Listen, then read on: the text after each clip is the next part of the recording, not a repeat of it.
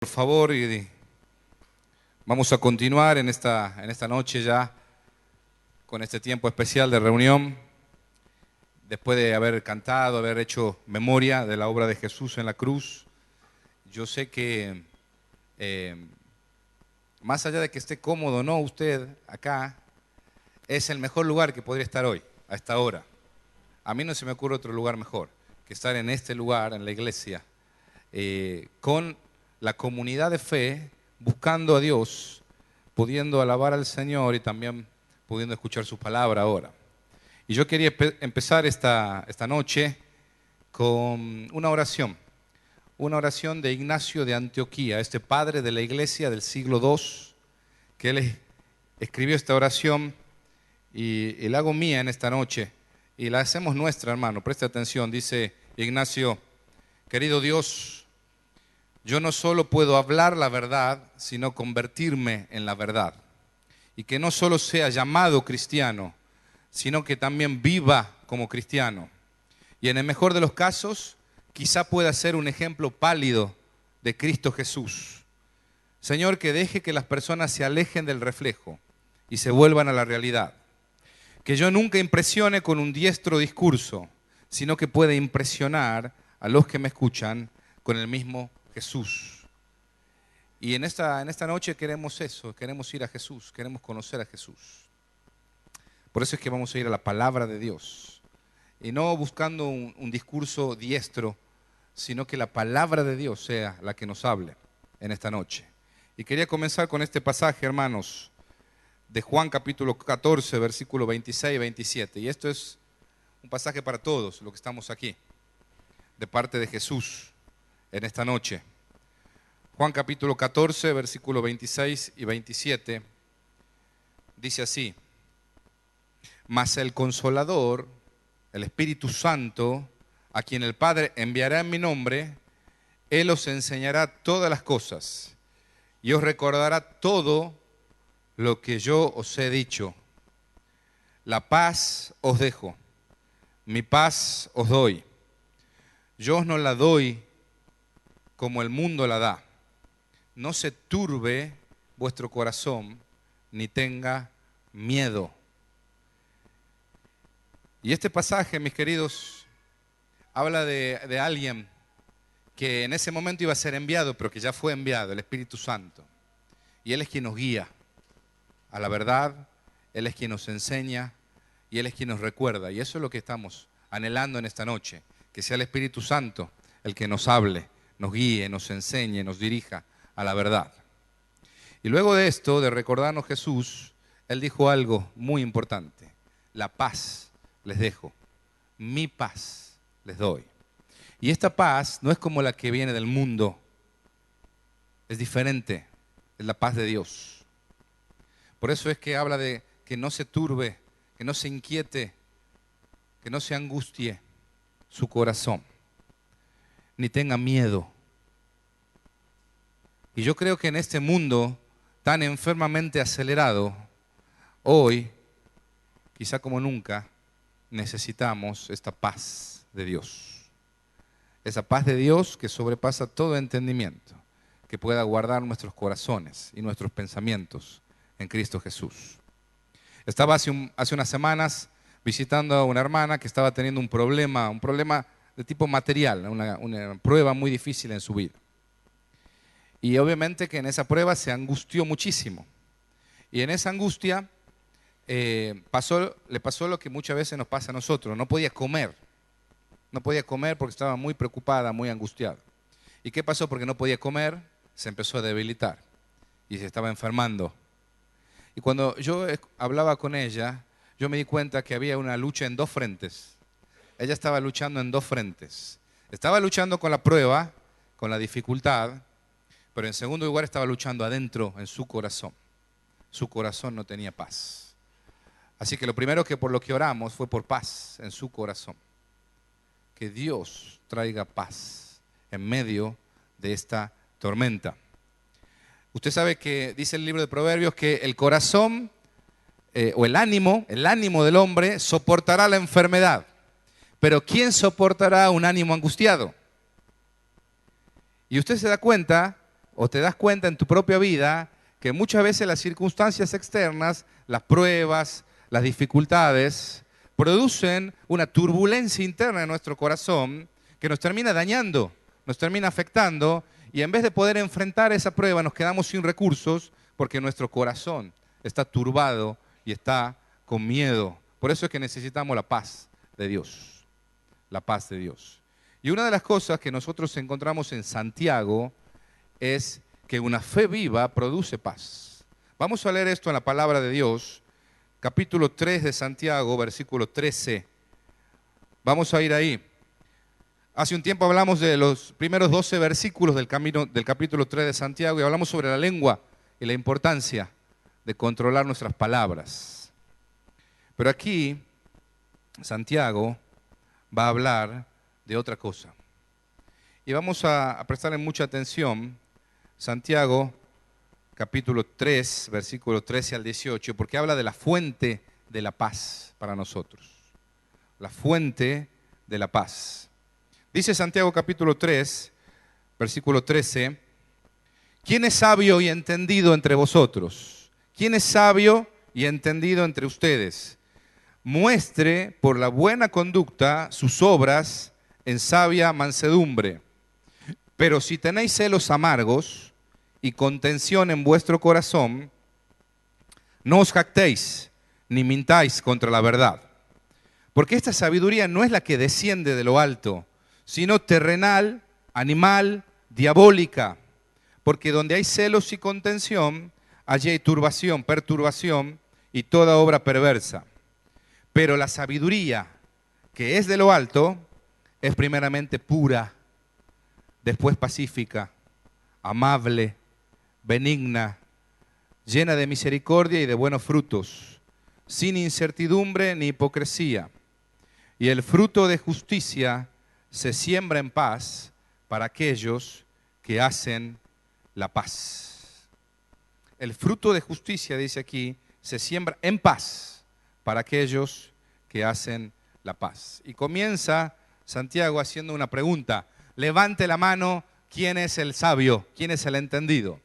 Nosotros tenemos una idea, generalmente, de las personas. Esta persona es muy sabia, sabe mucho. Es una persona entendida.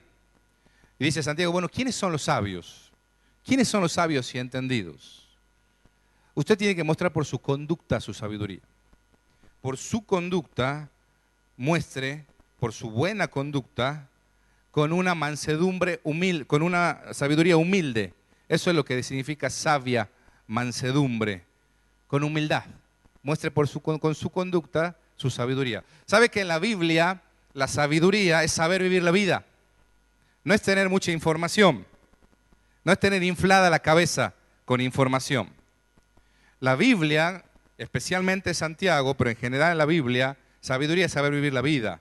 Y acá en Santiago, el sabio no es el sábelo todo, no es el que tiene respuesta preparada de antemano para cada pregunta que podamos hacerle. El sabio es aquel que ha comprendido la naturaleza y el propósito del saber.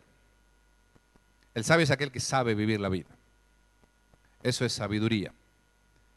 Y eso requiere realmente de valentía, requiere de madurez.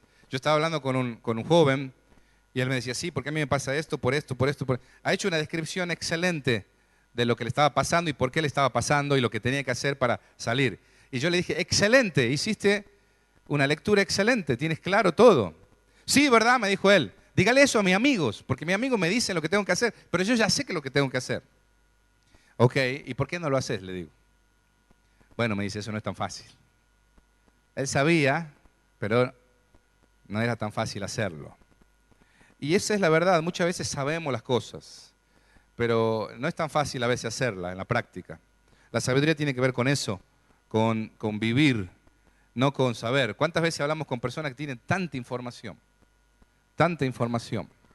pero están tan dañados, tan heridos, tan lastimados, tan abandonados, tan rendidos en la vida?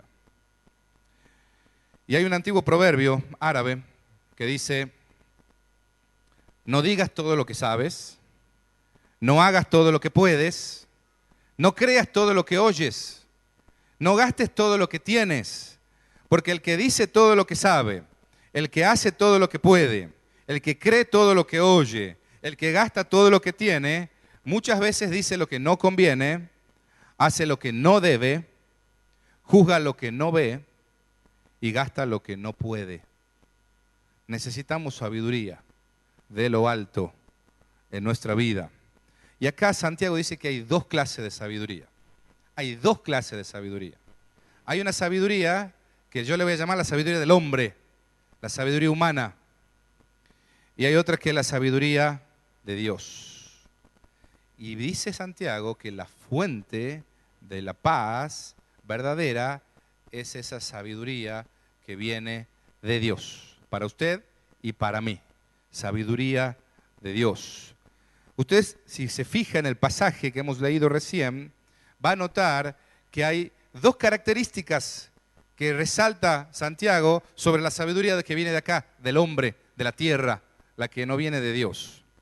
Número uno es versículo 14 y versículo 16, celos amargos. Celos amargos. Es interesante, ¿no? Esta adjetivación de los celos. A veces en la Biblia los celos son presentados como algo bueno. Otras veces son presentados como algo neutral. Y otras veces son presentados como algo malo. Aquí está presentado como algo malo. Por eso es que Santiago le agrega este adjetivo a los celos amargos. Producen amargura en el corazón. Y estos celos tienen que ver con la envidia, con desear cosas que no tengo. El yo quiero, yo quiero, yo quiero. Yo quiero. Eso es lo que todo el tiempo está diciéndonos la sabiduría humana. Usted sabe que hay un cartel, que hay en Guatemala había un cartelito que vendían para los autos, para ponerlo atrás, que decía, el que se muere con más juguetes gana. El que se muere con más juguetes gana. Esa es la filosofía del mundo.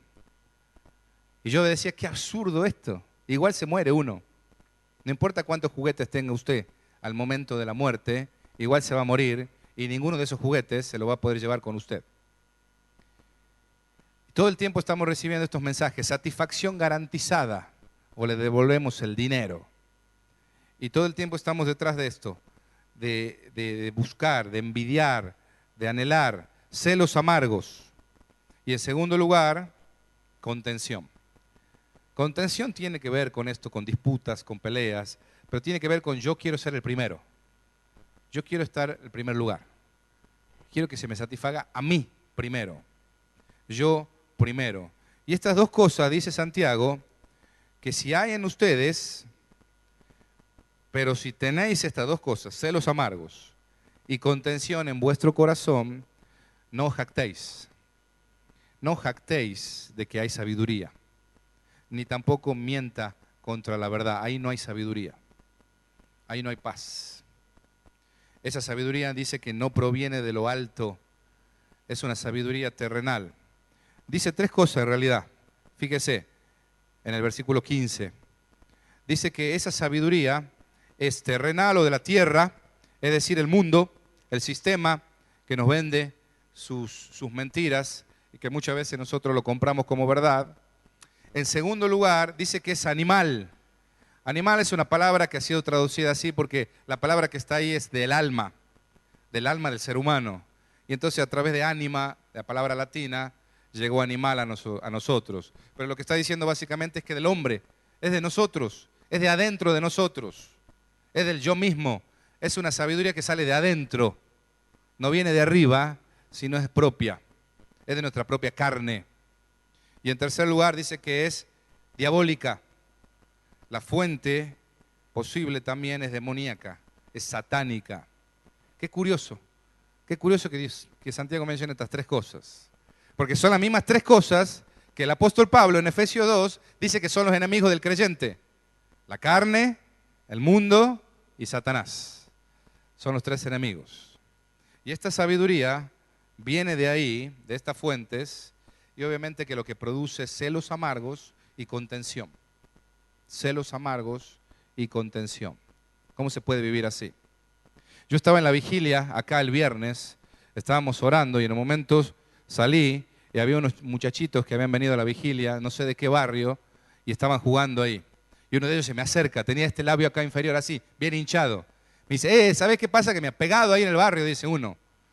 Pero yo soy macho, dice, y le he pegado yo también a él, me dice. Porque soy macho, me dice. Y yo no sé por qué en ese momento me salió y lo miré y le digo, ¿sabes qué es ser macho? Le digo. Y entonces me mira, ¿qué? Es amar, no golpear. Si alguien te pega, es un cobarde, no es un macho. Y él me quedó mirando así, debe haber producido una disonancia cognitiva él, ¿verdad? En su cabeza, que yo le diga eso.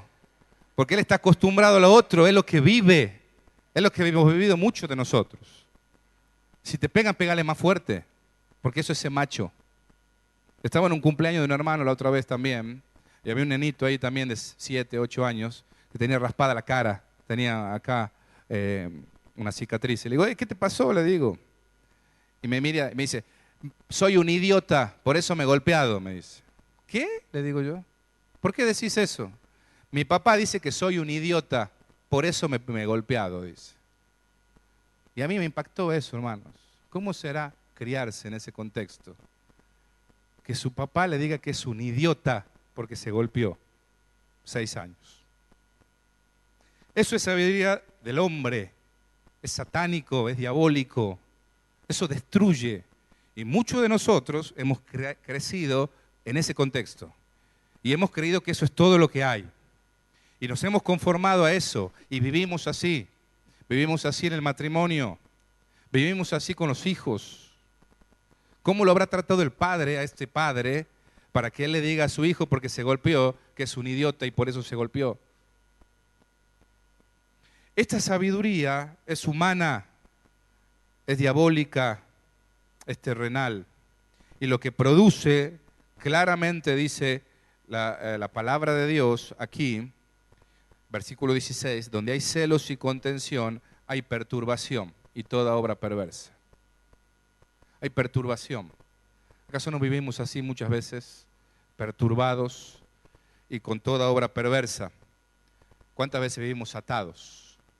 Y esto no solamente le pasa a los no cristianos, esto también le pasa a los que son cristianos.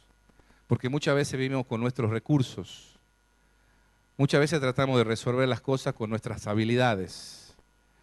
Y nos hemos olvidado que la sabiduría viene de lo alto, que la paz viene de lo alto, que es el señorío de Jesús en nuestra vida lo que hace la diferencia.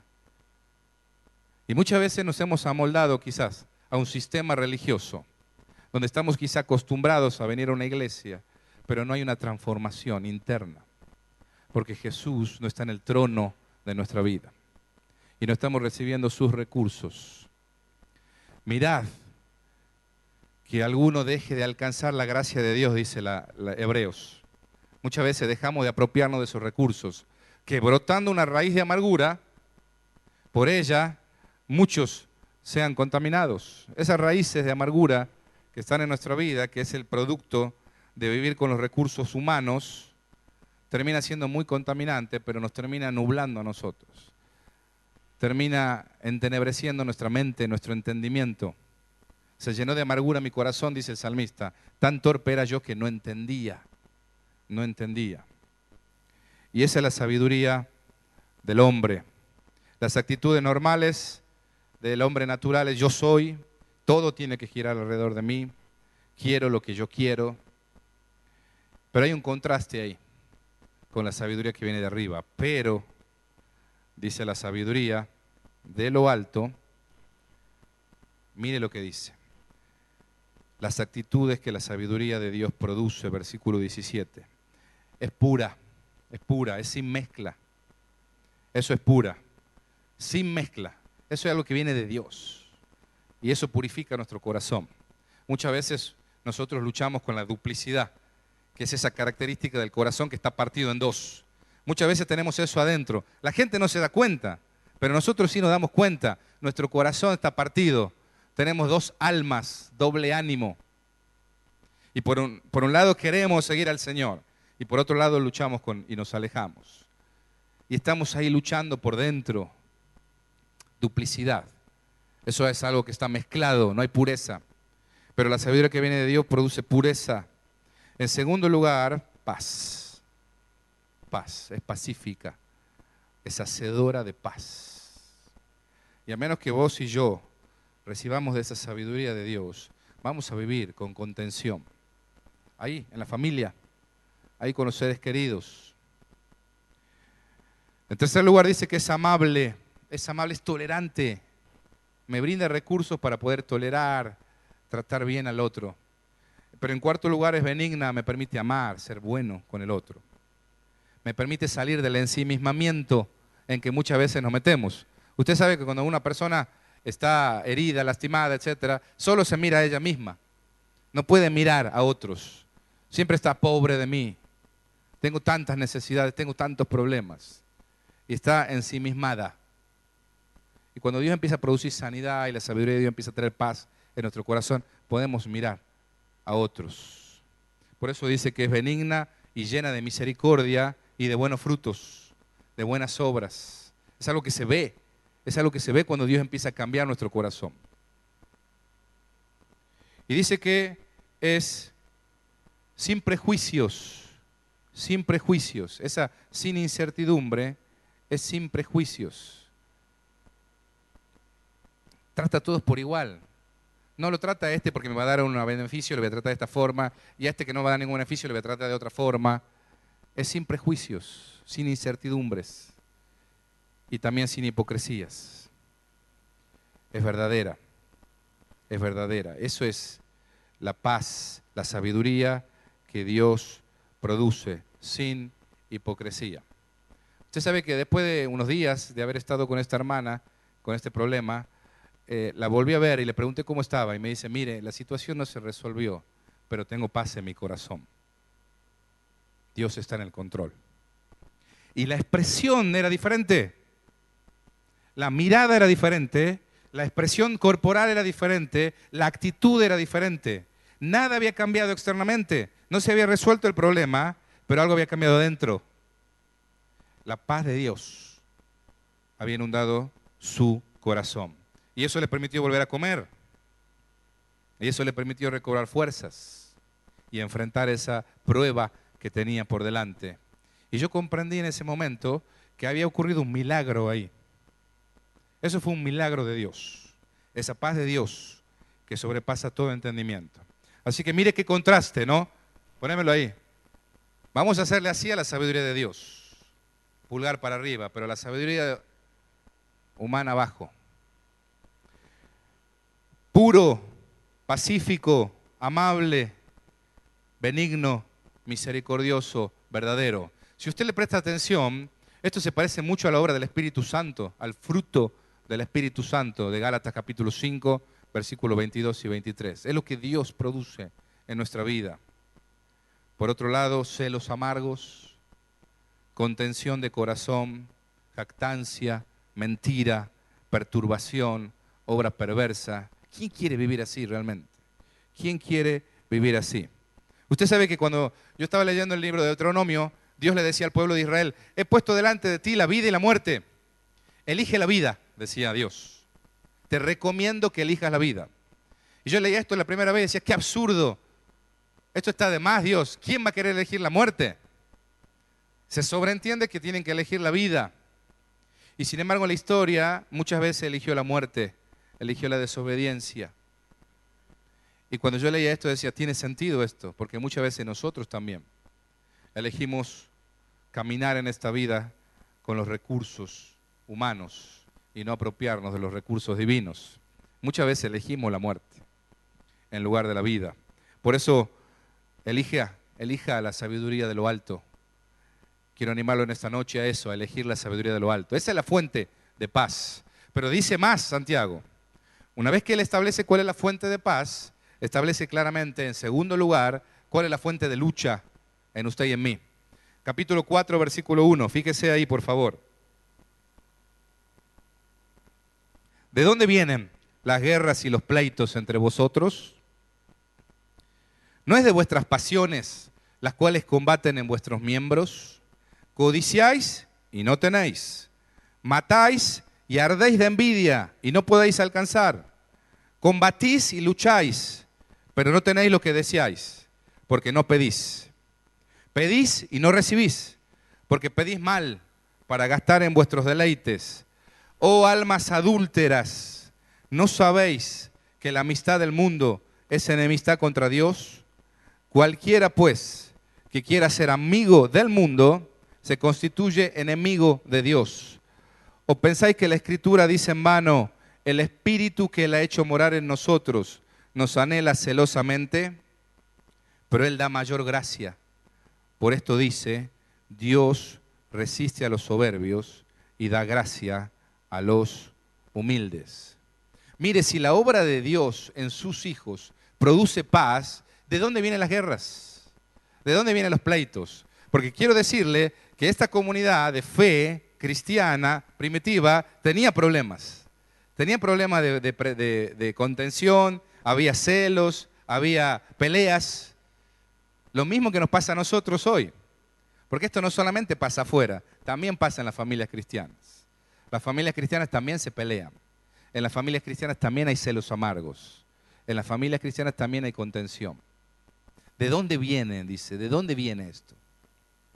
Y sabe qué curioso, ¿no? Porque Santiago no coloca la fuente de esto en nuestros padres. No dice, ¿sabe qué? Eso viene de sus padres.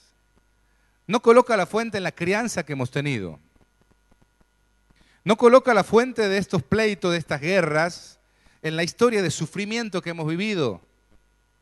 Tampoco lo coloca en el otro, en la otra persona. Todo esto puede influenciar, sin duda. Pero Santiago dice que en el fondo es de nuestras pasiones que combaten acá adentro. El problema está acá adentro. Es la turbulencia que tenemos en nuestro corazón. Es esas pasiones que están combatiendo nuestros miembros. La fuente de los pleitos, de las guerras. Fíjese qué fuerte lo que dice Santiago. Y esto es muy fuerte. Porque lo que dice Santiago es que yo no le puedo echar la culpa al otro de lo que me pasa. Me está pasando algo acá adentro. Y esa turbulencia interna es lo que me está provocando. Dice, codiciás y no tenés. Es más, es tan fuerte que dice, matás y ardés de envidia. Quizá no mataste a nadie, literalmente, pero ¿cuántas veces hemos matado en nuestros pensamientos, con nuestras actitudes, con nuestras palabras a otros? Y no podéis alcanzar. Fíjense qué fuerte las palabras que están ahí, ¿no? 4 veces menciona esta insatisfacción con la cual muchas veces nosotros vivimos. Esta falta de satisfacción interna. Dice, por ejemplo, en el versículo 2 y 3, y no tenés, y no tenés, y no podés alcanzar, pero no tenés lo que deseás, y no recibís. Qué fuerte esto, qué fuerte. Ahí está la fuente de nuestra lucha, la fuente de la lucha es lo que nos está pasando adentro. Y dice Santiago en esta parte que hay 4 cosas, 4 razones que explican por qué muchas veces estamos tan frustrados, por qué muchas veces no tenemos la paz de Dios en nuestro corazón. En primer lugar, dice Santiago que no le pedimos a Dios lo que necesitamos. Por eso es que no tenemos. Ustedes dice, no tienen porque no piden. No confiamos en Dios muchas veces para satisfacer nuestras necesidades. Muchas veces nosotros en la práctica vivimos como ateos cristianos. Decimos que somos cristianos, pero no confiamos en Dios. Nosotros el viernes estuvimos orando acá en una vigilia. Muchos estuvimos aquí orando al Señor en esa vigilia. Y decíamos, mire, lo que dice la Biblia es que la oración cambia las cosas. Eso es lo que uno ve en la Biblia. La oración cambia las cosas. Y la historia le pertenece a los intercesores. Cada vez que Dios va a hacer algo tremendo en la historia, pone a su pueblo de rodillas a orar. Y cuando vos y yo, cuando usted y yo entendemos esta dimensión, entonces la oración cobra otro sentido. Y entonces es una necesidad el venir a orar con mis hermanos, por ejemplo. El orar solo en la casa, el estar con otras personas buscando al Señor. Porque entendemos que la oración cambia las cosas. Y acá Santiago dice claramente, ustedes no reciben, y una de las razones es porque no piden. Están tratando de arreglárselas con sus propios recursos. Y muchas veces vos y yo preferiríamos pelear antes de pedírselo a Dios. Seguimos la sabiduría del hombre. Tratamos de resolverlo con nuestros propios recursos en vez de depender de Dios y encomendar nuestra necesidad en sus manos. Una de las razones es que no le pedimos a Dios lo que necesitamos. Pero en segundo lugar, dice Santiago también que muchas veces estamos insatisfechos porque hay motivos equivocados. Nuestros motivos están equivocados. Aun cuando podemos pedirle, no recibimos porque tenemos motivos equivocados. Para gastar en vuestros propios deleites, en el placer personal. Quiero lo que yo quiero. Y caemos en esa trampa muchas veces nosotros, buscamos ese placer y no la voluntad de Dios. Y un montón de veces estamos pidiendo cosas que es algo que nosotros queremos. No estamos seguros si es lo que Dios quiere, pero nosotros lo queremos y lo buscamos y lo buscamos.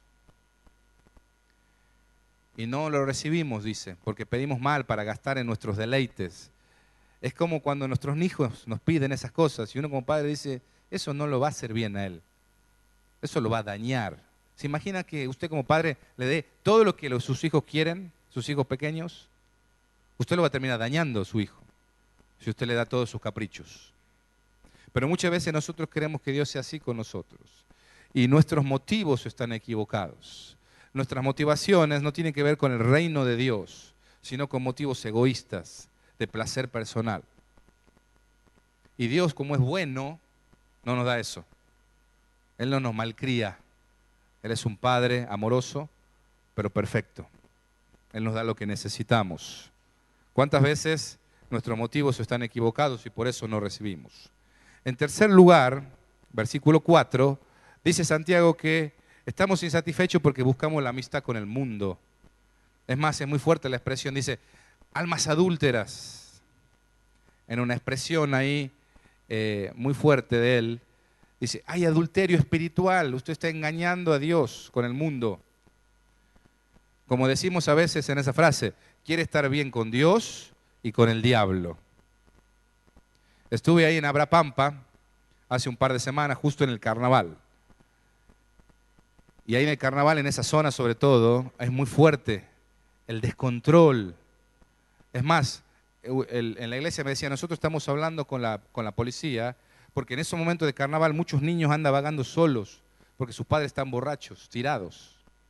Así que estamos con la policía viendo si nos permiten tenerlos, cuidarlos hasta que los padres se recuperen. Imagínense lo que se produce. Y una de las observaciones que me llamó la atención fue de este misionero que hasta hace muchos años ahí y lee la cultura. Y él me dice, el carnaval es un intento cultural de estar bien con el diablo. Eso es lo que estamos tratando de hacer aquí cuando celebramos y hacemos lo que hacemos. Es medio raro, dice, pero queremos estar bien con Dios y con el diablo, como cultura. Una cultura animista, obviamente, muy fuerte en esa zona. Y eso es lo que está de fondo en la motivación del carnaval. Qué interesante, a veces nosotros también estamos así. No nos gusta a veces la persecución, no nos gusta que los vecinos digan, o que seamos rechazados. Entonces, muchas veces buscamos negociar nuestros principios para ser aceptados. Y creemos que podemos estar bien con Dios y con el diablo. Y acá cuando habla de la amistad con el mundo no está hablando de las personas. Tienen que entender bien esto. Está hablando del sistema. Está hablando de que usted y yo negociemos los principios para encajar en el sistema. Nuestros principios cristianos, nuestros valores como cristianos. Y dice, esto es enemistad contra Dios. Lo que está diciendo Santiago es, no hay un compromiso bilateral.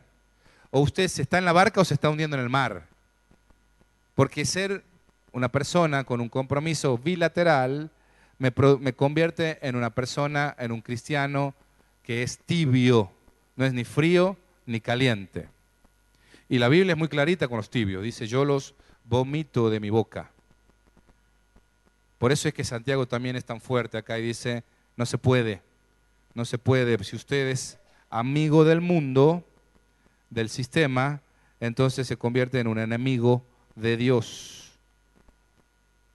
Por eso Jesús también dijo, usted no puede servir a dos señores, porque va a terminar aborreciendo a uno y amando al otro.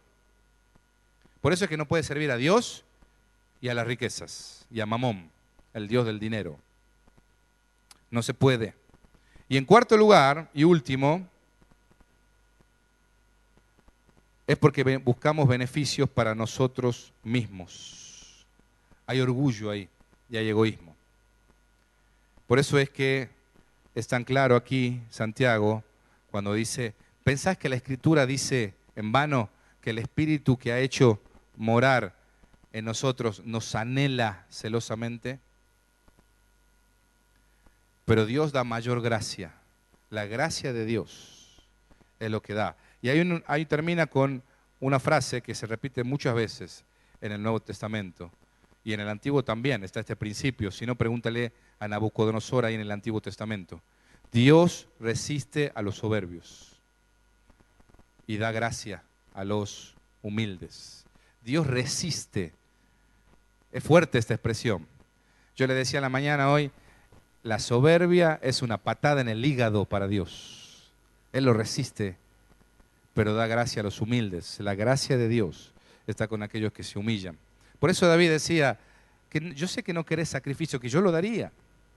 No querés sacrificio. Los sacrificios de Dios son el corazón contrito y humillado. A ese corazón contrito y humillado no vas a despreciar tú, oh Dios. No vas a despreciar tú, oh Dios. El sábado pasado estuve hablando con la hermana esta que tenía el problema.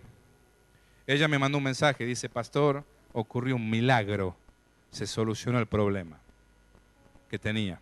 Y me contó ahí cómo se solucionó. Estaba muy contenta y muy agradecida al Señor. Y yo agradecí al Señor en ese momento. Ese sábado que estábamos después de una reunión que tuvimos, decía, Señor, gracias. Y cuando yo estaba agradeciendo, vino a mi mente el pensamiento que esta hermana había vivido 2 milagros, no uno, de parte de Dios. Este milagro ocurrió el sábado y se resolvió su problema externo, material. Pero ya había ocurrido un milagro antes en su corazón. Dios había transformado ese corazón. Dios había traído de su paz. Y eso le permitió vivir de una manera diferente. Vivir de una manera diferente. No porque las circunstancias hayan cambiado, después cambiaron, sino porque la paz de Dios estaba en su corazón. Y esa paz de Dios le permitió afrontar las presiones. ¿Cómo respondes vos y cómo respondo yo cuando estamos bajo presión? Cuando las cosas nos salen mal, cuando estamos afligidos, ¿qué hacemos? Yo creo que tenemos que volver al Señor. Por eso quiero terminar con este pasaje que hablamos al principio. La paz os dejo, mi paz os doy. Creo que necesitamos de esta paz, mi querido. Y esta paz viene a nuestro corazón cuando vos y yo nos animamos a creerle a Dios y a ponerlo en el trono de nuestra vida y a decir, Señor, vos sos lo más importante de mi vida. Yo te voy a obedecer, cueste lo que cueste. Y empezamos a ver lo que le pasó a esta hermana, cómo Dios empieza a transformar el corazón. Empieza a cambiarnos de adentro hacia afuera. Y empezamos a ver la obra de Dios en nuestras vidas, en nuestras familias. Pero es porque nosotros nos hemos animado a entronizar a Jesús en el corazón. Por eso es que tenemos que ir a la cruz. Acá está la cruz, un símbolo, pero es un recordatorio muy poderoso de la obra de Jesús. La cruz ha hablado, dice una canción, y yo soy perdonado. Tengo perdón, tengo acceso a Dios, tengo reconciliación, tengo paz. Yo quiero declarar en esta noche la verdad de Dios para usted y para mí. Yo estoy convencido, hermanos, que Dios quiere darnos paz. Dios quiere darnos paz. Quiere también humildad en nuestro corazón. Quiere producir compasión por los demás, que salgamos de ese ensimismamiento en que muchas veces estamos. Y otros beneficios, pero tenemos nosotros que someternos a los planes de Dios para nosotros. Yo soy, yo quiero, yo primero, ya no más. Señor, vos primero. ¿Qué es lo que quieres para mí? Y entonces vos y yo podemos llegar a tener la experiencia que tuvo el apóstol Pablo de estar metido en el hoyo más profundo de una cárcel y escribir Todo lo puedo en Cristo, que me fortalece. Porque estoy seguro que el cristianismo es eso, es vivir a Cristo. Y es el desafío que vos y yo tenemos en esta noche. ¿Por qué no hablamos con Dios en este momento? Por favor, quiero invitarte a que inclines tu rostro y tomes un momento para hablar con el Señor. Después de haber escuchado la palabra de Dios, quiero animarte a ir en arrepentimiento. En arrepentimiento si Jesús no está ocupando el trono de tu vida. Y que puedas pedirle a Jesús que Él se siente ahí, en el primer lugar. Y que su paz, que sobrepasa todo entendimiento, pueda llenar tu corazón en esta noche. Hay pruebas muy difíciles, hay desafíos por delante. Pero ahí está la paz de Dios. Esa sabiduría que viene de lo alto, la cual produce paz. Y eso produce frutos de justicia, como dice Santiago, en tu vida, en mi vida. Mira, si estás lejos de Dios, nadie mejor que vos para saber eso. Quiero invitarte a que te acerques en esta noche. Puedas pedirle perdón a Dios por haber estado tan lejos. Pedirle a Jesús que Él entre en tu vida,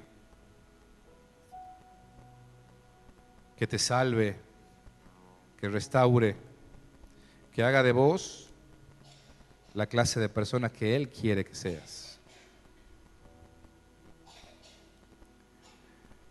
Y quiero desafiarte en este momento de oración a que en esta entrega puedas adorar al Señor y puedas decir: Señor, vos sos bueno y poderoso y estás sobrando, Señor, en mi corazón. Por eso adoro tu nombre en esta noche.